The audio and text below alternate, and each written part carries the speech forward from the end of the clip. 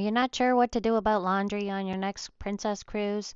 Well, you have a couple options. One is to send away to get it done. The other one is the self-serve laundromat. Let's go see what that looks like. Okay, so some of the old princess ships still have laundromats.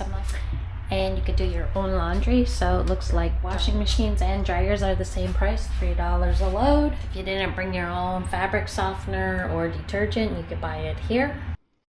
On the older princess ships, there's usually a laundromat on each passenger deck. Usually I find them in the aft, however, sometimes they alternate between the aft and the forward decks. You buy your token, you get your tokens here. So washing machine and dryer, $3 each, plus a vending machine product, $1.50. And your options for vending machine is detergent or Snuggle fabric softener. Detergent, you get 1 load. Snuggle, you get 2 sheets.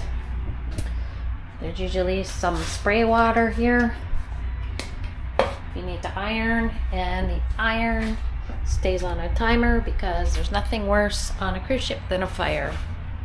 Sometimes your laundry load takes longer than you thought, so there's a phone here, which is great because then you could call the person that might be wondering where you are. But nowadays there's also the medallion, so people can track you down that way through the medallion.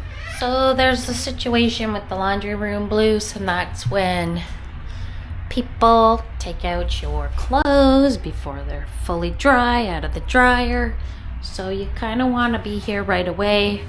You want to be courteous and not leave your clothes hanging around, because sometimes there's a lineup for the washing machines and dryers, and people don't take too kindly to you leaving your things unattended. I would recommend that you keep an eye on your clothing, because I've heard about fights breaking out in these laundry rooms. One more reason to send your laundry away. Okay, that's the laundry room.